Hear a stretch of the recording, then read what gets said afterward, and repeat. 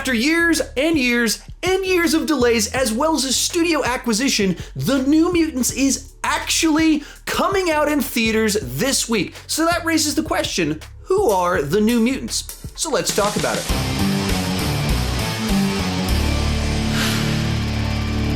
Hi, my name is Sean, and I love to talk about movies way too much. With that in mind, go ahead and join me down below in the comment section. Let me know, what is your base level knowledge of the New Mutants going into the film? Have you read the comics, so you're like an expert? Do you know absolutely nothing? You didn't even know it was based on a comic, or are you kind of somewhere in the middle?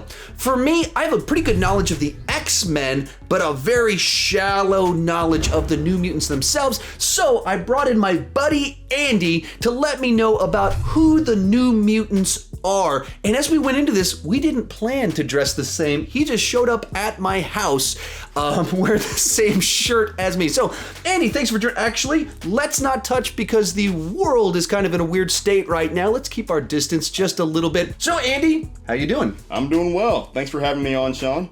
I'm glad to be able to have you back after 5 months since the last time. We talked about Taskmaster last time. That's right, yeah. And let's get started. Question number one, who are the New Mutants? The basic idea of who they are and where did they come from? Yeah, well, the New Mutants are actually an extension of the X-Men, as one would assume. In the 1980s, writer Chris Claremont and artist Bob McLeod came together and created this team in the fallout of Phoenix dying and a lot of X-Men dying. This weighed heavy on Dr. X, as one would assume, and he ended up closing down the Xavier Institute. However, Professor X? He is a professor. He not is. A doctor. He is a professor. Slight difference there. Professor X closed down the Xavier Institute. However, he was contacted by Moira McTaggart, who we've seen in the X-Men films as well, after she had been contacted by Mr. Fantastic regarding a young mutant who goes by the alias of Karma, who we actually don't see in the movie.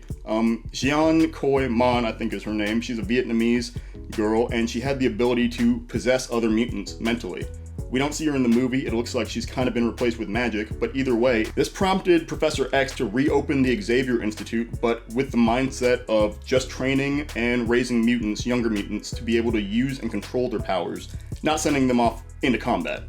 Which is honestly kind of like just a good idea from the beginning. That is a pretty good idea that people should be trained before you get them killed. Yes, but you know, I don't run an institute, so. So the New Mutants are New Mutants. Yes, so they are newer, younger mutants. They were kind of a rehash of the X-Men team, meant to kind of take over for them, I guess. Or you started off with the original 5 mutants, and then you replaced them in essence with these newer 5, just to give the series a refresh. And Chris Claremont, the writer, is also known for just bringing Wolverine to prominence, writing his arc in Japan, where that gets fleshed out with Frank Miller, as it were. So this was established by one of the most famous X-Men writers of all time. So that's why it kind of became such a critical lineup of mutants moving forward. Who are the New Mutants themselves, the characters that we're seeing in the trailer? Yes, so it looks like we have 5 mutants on the team. The first one is probably going to be the most prolific, Illyana Rasputin, also known as Magik, portrayed by Anya Taylor-Joy. A lot of people have probably heard of her because she's Colossus's little sister, which is interesting because she does not share his power set. In fact, her powers focus more around Magik. She was stuck in the limbo dimension. She can teleport and cross space-time, similar to Nightcrawler, but just not as cool. So she grew up in limbo pretty much, aged, and then basically became able to use magic, but also control this soul sword, which is this magical sword that can cancel out magic as well as increase her own abilities.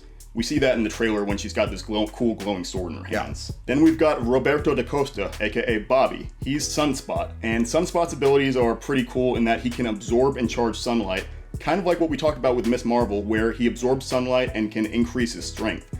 But he can also dish it back out in a way where he releases solar energy and can burn through things, like we saw in the trailer when he apparently burned through his girlfriend. That's unfortunate. Yeah, it's kind of a bad look. They hate that. Yeah, hate to see it.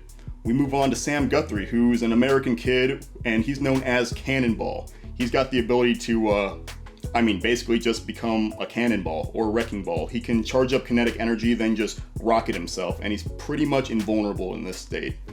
It's kind of like what you would expect out of Juggernaut. It's just being able to truck through anything, except he can actually just propel himself, not just be nearly invincible.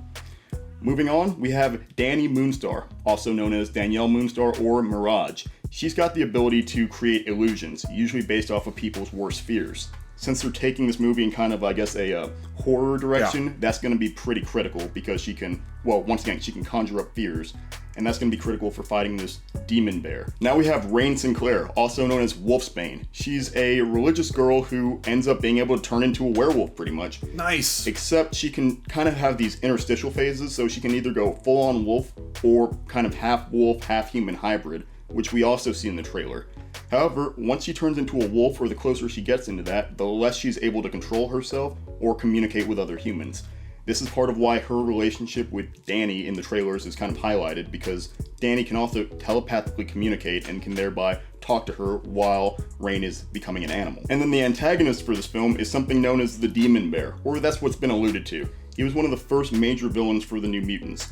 It's, in essence, this kind of ethereal being similar to the Shadow King, for those who have watched Legion, where he can create just visceral images, he can attack people in their dreams, but he can also attack people on a very real level. The first person he actually comes into contact with is Dani Moonstar. So if someone wants to dive into the comics, what's a good starting point, and what are some of the iconic series for New Mutants, or the New Mutants? I'll kind of go with 3 just to start people off, which is of course going to be the original 1980s Claremont run, just because within those first 18 issues, I think you get to explore these characters, see the original team lineup. You do get to see Magik join the team in that timeline, as well as the Demon Bear, this main antagonist, make his appearance. Okay. Right in that vein is going to be the Magik comic. It's kind of a just a limited run of 4 issues, sometimes called Storm and Magik, because this alternate reality Storm teaches Magik while in the limbo dimension. This is also by Chris Claremont and in the 1980s, kind of running concurrently with this. And then as the last one, I'll go ahead and say that the current 2020 New Mutants run, the kind of revival series, is going to be a good place to start as well. It's by Jonathan Hickman and Ed Bryson. They kind of trade off writing issues, is my understanding. But it's a good place to start just because it's fresh, it's recent, and it's going to give you a good kind of perspective, especially for those reading the Jonathan Hickman X-Men run that's going on. All right, final question.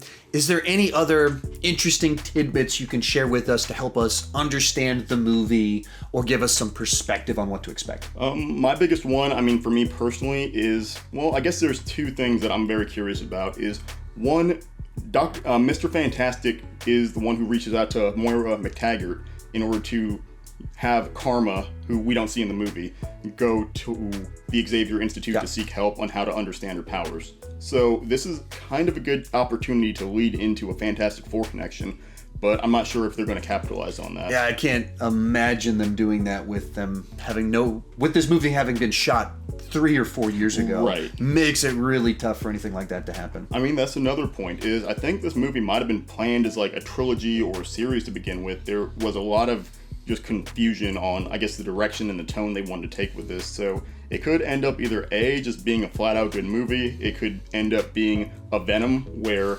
nobody knows what's going on, but it ends up working. It's still kind of fun while being kind of a mess.